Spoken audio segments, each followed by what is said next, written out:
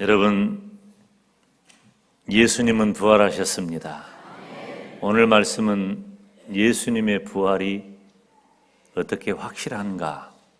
우리가 의심하지는 않지만 오늘 이 자리에 예배하러 오신 여러분들은 예수님의 부활을 다 믿는 줄로 알지만 우리들이 좀 더 확실하게 다시 한번 말씀을 통해서 살피고자 합니다.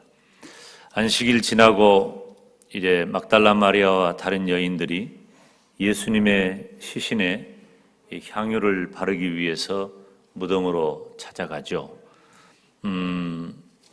예수님께서 생전에 어떤 말씀을 하시냐면 너희가 이 성전을 헐어라. 그러면 내가 사흘 후에 다시 일으키리라. 우리는 무슨 말씀인지 잘 알잖아요. 예수님께서 죽은 다음에 3일이 지나면 부활하실 것이다. 친히 말씀하신 내용이에요.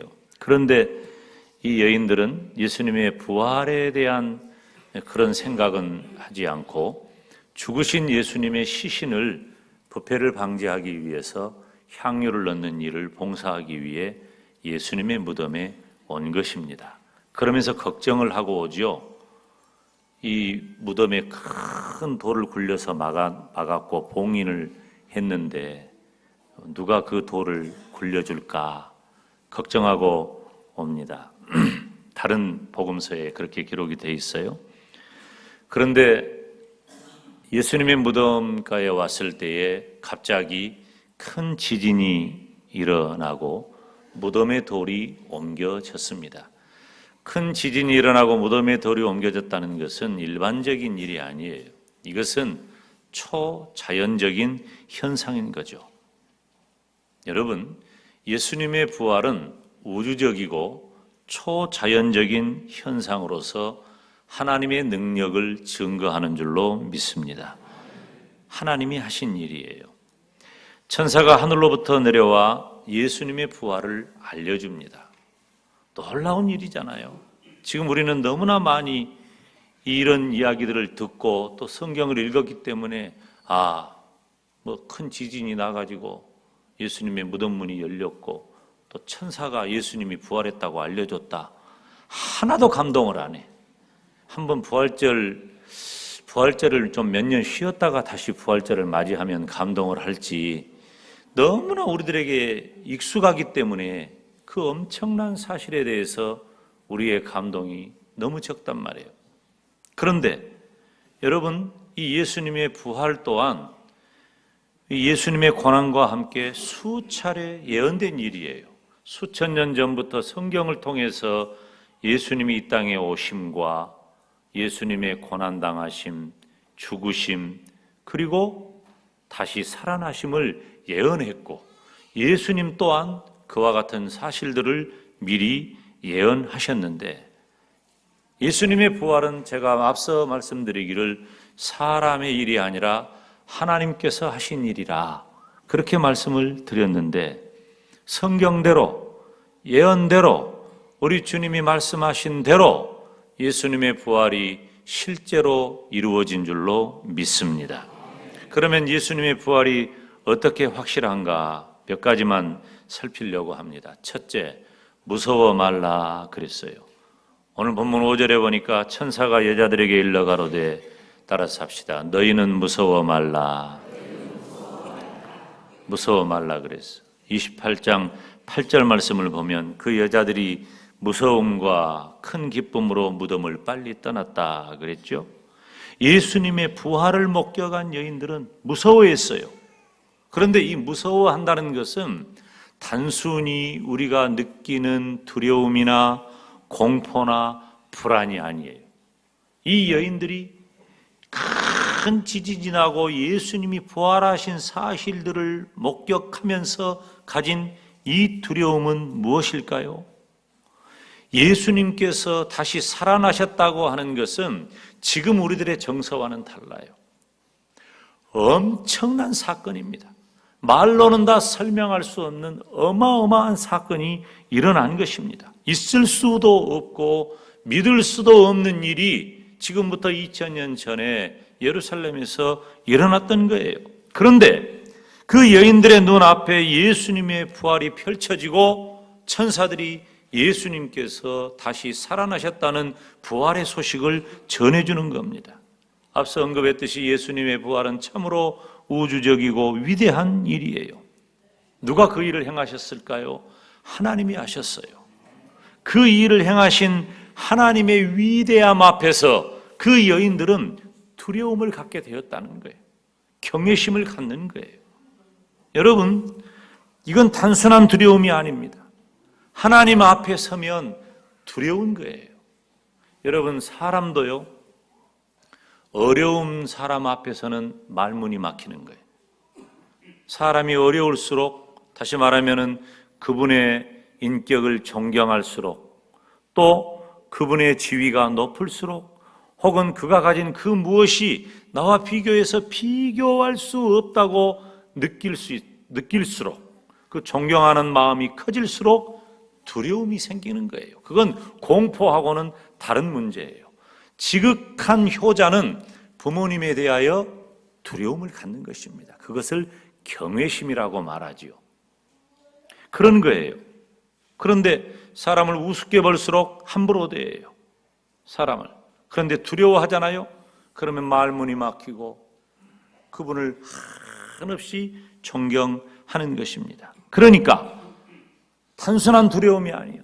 예수님의 부활의 현장에서 막달라 마리아와 다른 여인들은 아무 말도 못하고 두려움에 휩싸여 버린 거예요. 바로 모세가 그랬잖아요. 히브리서 12장에 보니까 그 보이는 바가 이렇듯이 무섭기로 모세도 이르되 내가 심히 두렵고 떨린다 그랬어요. 내가 심히 두렵고 떨린다. 누구 앞에 서니까? 하나님 앞에 서니까 내가 심히 두렵고 떨린다. 절대 거룩하신 하나님 앞에서는 우리 인간의 연약하고 죄악된 모습을 발견하고 두려워서 엎드릴 수밖에 없는 것입니다. 요한계시록 1장에 보면 사도 요한은 내가 볼 때에 그의 발 앞에 엎드려져 어떻게 되었다? 죽은 자같이 되었다 그랬어요. 바짝 엎드려가지고 사도 요한이 영광의 우리 주님을 대면하면서 엎드려져 죽은 자같이 되었다고 하는 것입니다. 사랑하는 여러분, 실제로 여인들은 부활의 현장에서 부활하신 예수님을 확신했습니다. 그럴 때에 어떻게 사람이 살아날 수가 있냔 말이에요. 그 부활하신 예수님을 확신하면서 그 일을 하나님이 이루셨음을 확신하면서 극도의 경외감이 생긴 겁니다. 사랑하는 여러분, 예수님께서 분명히 부활하셨음을 믿으시기를 축원합니다. 두 번째로 말씀대로 살아나셨어요. 6절에 보면 그가 여기 계시지 않고 그의 말씀하시던 대로 살아나셨느니라. 와서 그의 누우셨던 곳을 보라. 사랑하는 여러분, 예수님은 분명히 살아나셨습니다. 예수님의 부활로 인류 역사에 새로운 장이 열리게 된 거예요. 그런데 이 예수님의 부활 사건은 단순한 사건이나 우연한 사건이 아니라는 거예요. 구약의 수많은 선지자들이 수천 년 전부터 예수님에 대해서 기록한 거예요. 아주 오래전부터 하나님이 인간의 모든 죄악을 인하여 예수님을 이 땅에 보내실 것이다. 그 예수님은 이렇게 사시다가 고난을 당하실 것이다. 고난을 당하시다가 십자가에 못 박혀 죽으실 것이다. 무덤에 장사 지내었다가 3일 만에 다시 살아나실 것이다. 이것이 성경에 기록된 예수님에 관계된 예언이고, 예수님께서도 친히 내가 고난을 당하고 죽는데 죽은 다음에 사흘 만에 다시 살아날 것이다. 예언한 거예요. 예언한 것. 마태복음 1장 22절에 보니까 이 모든 일에 된 것은 주께서 선지자로 하신 말씀을 이루려 하심이니. 그러니까 예언된 대로 예수님께서는 탄생하신 그 순간부터 부활에 이르기까지 선지자들을 통해서 주신 모든 말씀을 다 이루신 줄로 믿습니다. 마태복음 4장 14절에 이는 선지자 이사야로 하신 말씀을 이루려 하심이라. 사랑하는 여러분, 예수님께서는 탄생과 생애, 고난과 죽음, 그리고 부활하신 모든 일을 다 이루신 줄로 믿습니다. 부활하신 예수님은 말씀의 성취를 그대로 보여주는 거예요. 말씀의 성취를 했다고 해도 우리에게는 실제적으로 느낌이 적어요.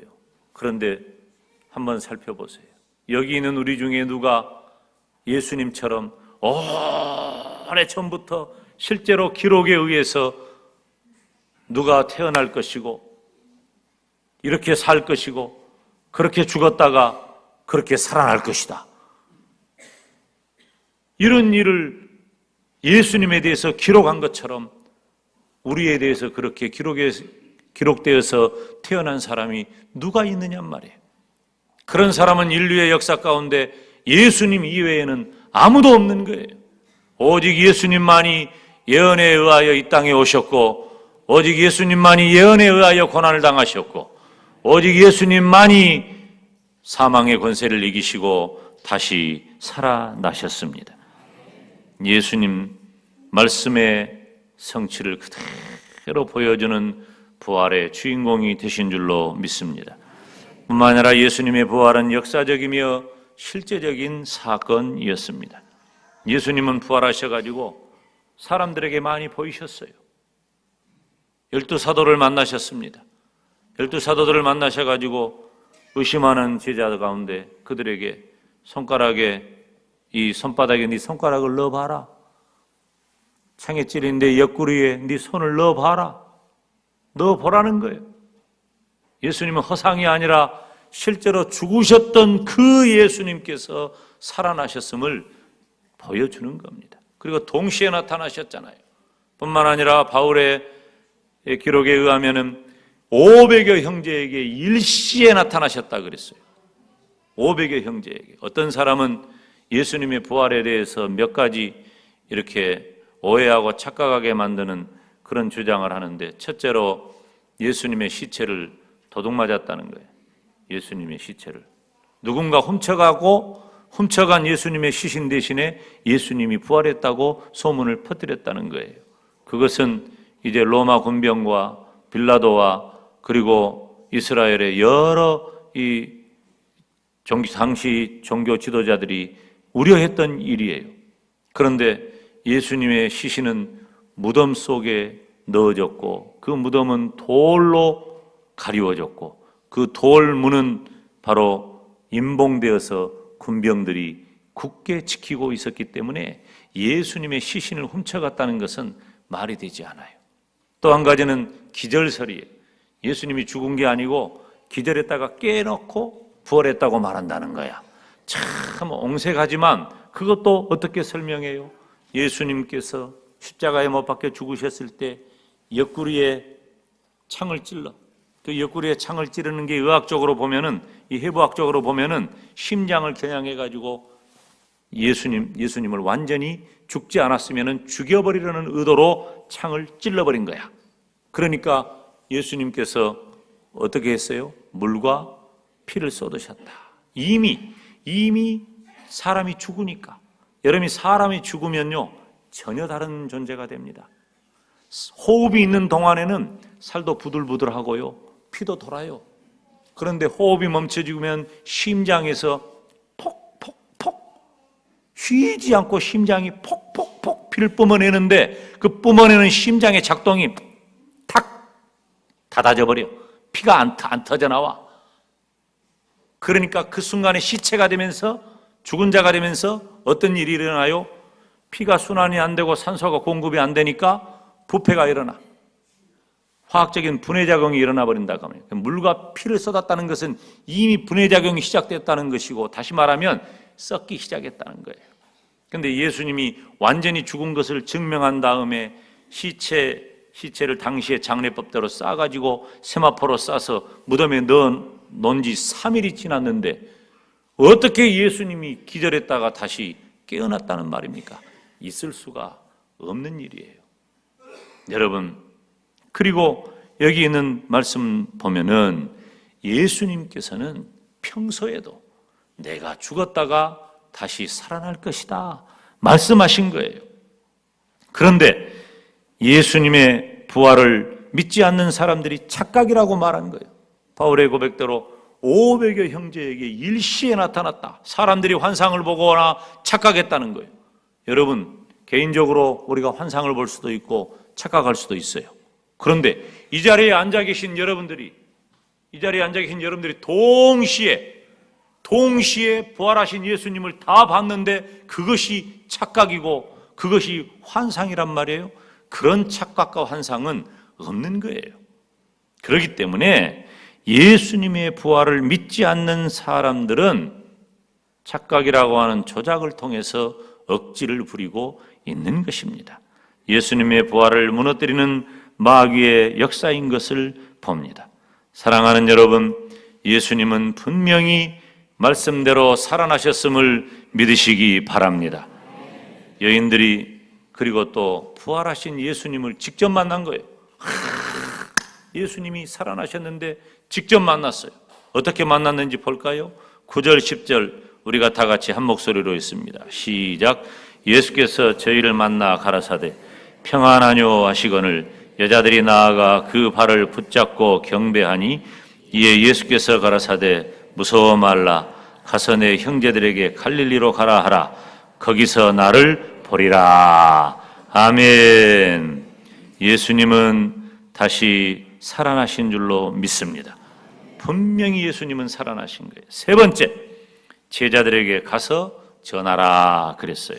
7절 다 같이 읽습니다. 시작. 또 빨리 가서 그의 제자들에게 이르되 그가 죽은 자 가운데서 살아나셨고 너희보다 먼저 갈릴리로 가시나니 거기서 너희가 배우리라 하라. 보라 내가 너희에게 일렀느니라 하거늘. 아멘.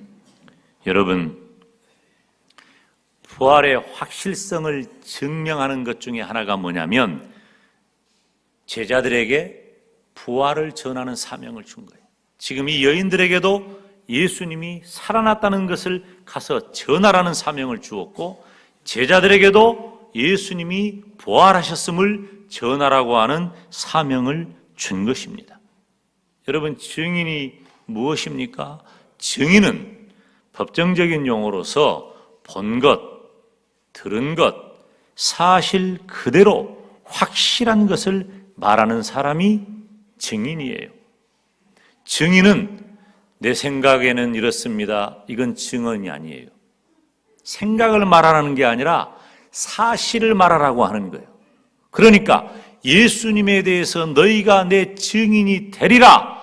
주님께서 말씀하신 것은 너희가 내 증인으로서 나에 대해서 내가 어떻게 살았고 어떻게 고난당했고 어떻게 죽었고 어떻게 살아난 것을 너희가 본대로 사실 그대로를 전해라 라고 하는 거예요. 그러니까 예수님이 분명히 살아나셨기 때문에 분명히 살아나신 것을 증언하라는 것입니다. 예수님의 부활 소식은 들은 자들은 더 이상 빈 무덤에 머무를 수가 없었습니다. 왜? 빨리 가서 전하라는 사명을 받았기 때문이에요. 빨리 가서 전하라는 것은 단순한 명령이 아니라 촉박한 명령이야. 매우 다급한 거예요. 예수님의 부활 소식을 전하는 것으로 신약의 교회가 세워졌습니다. 사랑하는 여러분, 우리가 살아가는 이 시대에도 저와 여러분은 부활의 산 증인이 되어야 할 줄로 믿습니다. 전도는 게으르게 하면 안 돼요. 급하게 해야 합니다. 우리가 전도가 급하게 되어져야 하는 이유는 영혼 구원과 생명 구원의 관계가 되기 때문입니다. 이 시대를 살아가는 저와 여러분은 부활의 증인으로 부름받았음을 믿습니다. 부활의 소식이 무엇입니까? 전도입니다. 게으르지 말고 빨리 서둘러서 감당하시기를 주님의 이름으로 축원합니다. 예수님의 부활 소식은 단순히 예수님을 전하는 것이 아니라 생명을 알리는 복된 소식이라고 하는 것입니다. 천사들은 여인들에게 빨리 부활의 복음을 들고 가라는 거예요. 누구에게? 제자들에게. 제자들이 지금 어떻게 되어 있습니까? 제자들은 겁쟁이, 비겁자, 기쁨을 잃어버린 자 되어 있습니다. 한없이 실망 가운데 있는 거예요. 그래서 빨리 가라. 빨리 가서 그들에게 전해라. 그래서 예수님의 부활 소식을 전해서 그들을 위대한 능력자로 바꿔줘라 라고 하는 것입니다. 그래서 어떻게 되었습니까? 제자들이 겁쟁이, 비겁자, 기쁨을 잃어버린 자에서 무엇으로 바뀌었어요? 담대하게 예수 그리스도의 살아계심을 증언하는 전도자로 변화한 줄로 믿습니다. 8절 말씀을 보면 그 여자들이 무서움과 큰 기쁨으로 무덤을 빨리 떠나 제자들에게 알게 하려고 다름질했다 그랬습니다. 사랑하는 여러분, 지금도 우리는 기쁨을 잃어버린 영혼들에게 부활하신 예수님의 소식을 전해야 할 줄로 믿습니다. 우리는 부활의 거룩한 주일을 지내면서 예수님의 부활의 확실함을 붙잡으시기를 축원합니다. 예수님께서는 분명히 다시 살아나셨고 지금도 살아 계십니다. 지금도 살아 역사하시고 저와 여러분을 중보하고 계십니다. 그 예수 그리스도의 살아계심을 우리 가족들에게 또 우리 이웃들에게 우리가 사는 모든 환경 속에서 널리 전하는 우리 모두가 되시기를 예수님의 이름으로 축원합니다. 기도하겠습니다.